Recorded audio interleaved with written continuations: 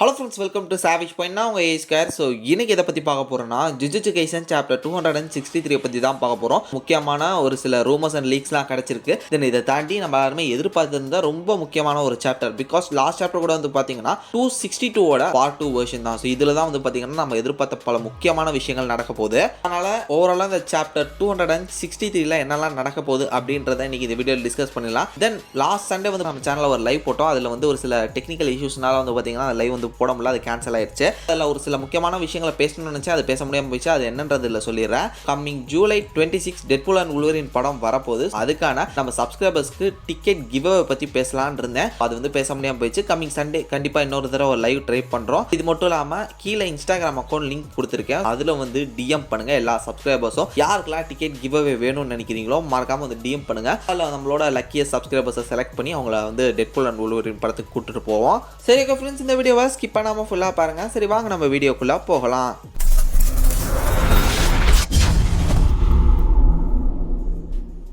First of all கிடைச்சிருக்கக்கூடிய league என்னன்றதை பார்ப்போம். Coming சாப்டரில் வந்து பார்த்தீங்கன்னா சுக்குனா நம்மளை வந்து சர்ப்ரைஸ் பண்ண போகிறாரு.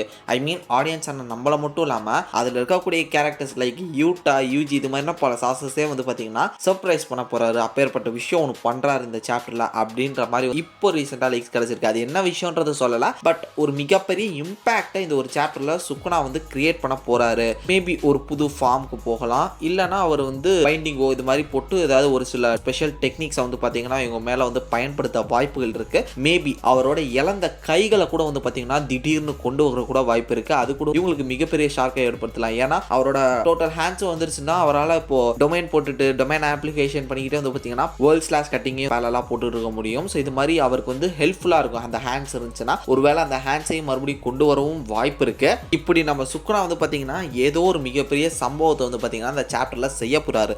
சுக்குனா சம்பவம் செய்ய போறாரா இல்ல மறுபக்கம் இந்த சைடு இருக்கக்கூடிய கேரக்டர் சம்பவம் செய்ய போறாங்களா அப்படின்றத வந்து நம்ம 263 பார்த்து தான் தெரிஞ்சுக்கணும். நான் மோஸ்ட்லி எதிர்பார்த்த பல முக்கியமான விஷயங்கள் 62ஓட எண்ணில் நடந்தது. நான் நினைச்சது என்னன்னா டொமைனை பிரேக் பண்ணிடுவாரு சுகுணா. ஸோ டொமைனை பிரேக் பண்ணதுக்கு அப்புறம் யூஜி, தோதோ, யூட்டா இவங்க 3 பேரும் சேர்ந்து 3 vs 1 போக வாய்ப்பு இருக்குன்னு நான் நினைச்சேன். அது நடக்கல. மேபி கம்மிங் சாப்டர்ல நடக்க வாய்ப்பு இருக்கு. பட் இந்த சாப்டர்ல ஒரு தரமான லாக் வச்சாங்க 262 பார்ட் 2ல. அது என்னன்னா இனுமாக்கியோட கர்ஸ் ஸ்பீச் டெக்னிக்கை வச்சு வந்து பாத்தீங்கன்னா நம்ம சுக்குனாவை தரமாக ஃப்ரீஸ் பண்ணியிருக்காங்க.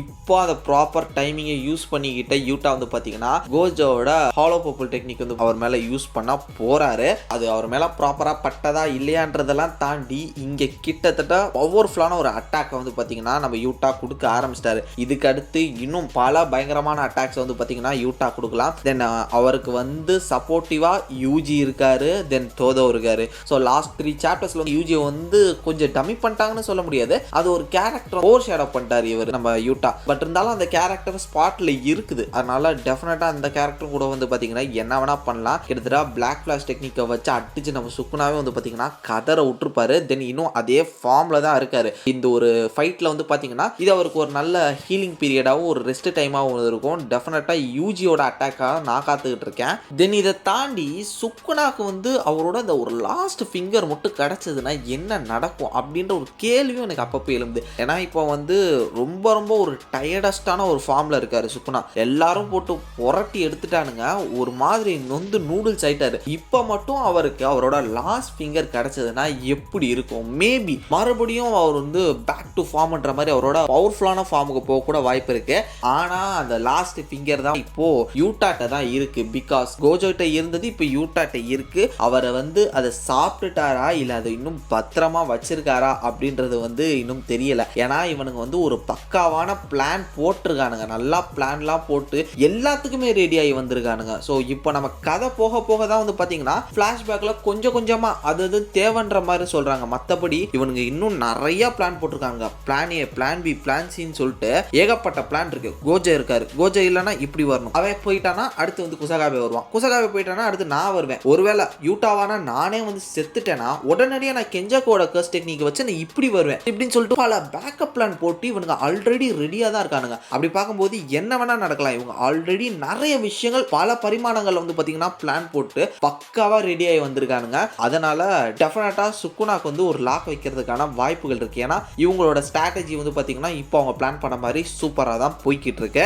ஆனால் எனக்கு தெரிஞ்சு இந்த 263 ஆர் 264 வந்து பார்த்தீங்கன்னா ரீகாவோட என்ட்ரி கண்டிப்பாக இருக்கு. அதை நான் வந்து உறுதியாக சொல்ல வாய்ப்பு இருக்கு. ஏன்னா இப்போ ரீசெண்டாக ஒரு ஃபியூ வீக்ஸ் முன்னாடியே வந்து பார்த்தீங்கன்னா இந்த லீக் கிடைச்சிருந்தது. அதுவும் வந்து ஒரு ட்ரஸ்டபுள் சோர்ஸ்ல இருந்து தான் இந்த லீக் கிடைச்சிருந்தது. கூடிய சீக்கிரம் ரீகா வரப்போறாங்க. அதாவது யூட்டாவோட உடம்போட ஃபியூஸ் ஆன ஒரு வெர்ஷனாகவும் வரலாம், இல்லைனா அவங்க வேற விதமான ஒரு பரிமாணத்திலையும் வரலாம். ஆனால் ரீகா வந்து டெஃபினட்டாக இந்த பேட்டில் அசஸ் பண்ண போறாங்கன்ற ஒரு ரூமர் வந்து பார்த்தீங்கன்னா ரூமரில் அது கிட்டத்தட்ட லீக் தான், ரொம்ப ட்ரஸ்டபுளான ஒரு சோர்ஸ்லேருந்து கிடைச்ச லீக். ஸோ டெஃபினட்டாக அது இன்னும் 2 இல்லை ஒரு 2-3 சாப்டரில் நடக்க வாய்ப்பு இருக்கு. தென் இதை தாண்டி சேம் சோர்ஸ்லேருந்து சுக்குனா வந்து மொஹராகாவை இறக்கி விடுவாருன்ற மாதிரியும் சொல்லி வச்சிருக்கானுங்க. இங்கே மொஹராகா இங்கே ரீகா அப்படின்னு பார்க்கும்போது செம கிளாஷாக இருக்கும் தான் தோணுது. பட் இது வந்து இந்த சாப்டர்லேயே நடக்குமா இல்லை கம்மிங் சாப்டர்ஸில் நடக்குமா அப்படின்றத வெயிட் பண்ணி தான் பார்க்கணும். ஸோ ஓவராலாக எனக்கு தெரிஞ்சு இந்த கம்மிங் சாப்டரோட எண்டு சுக்குனா வந்து அவரோட ரோஸ்ட் ஃபார்ம் இல்லைனா ஒரு புது ஃபார்ம் போறாரா,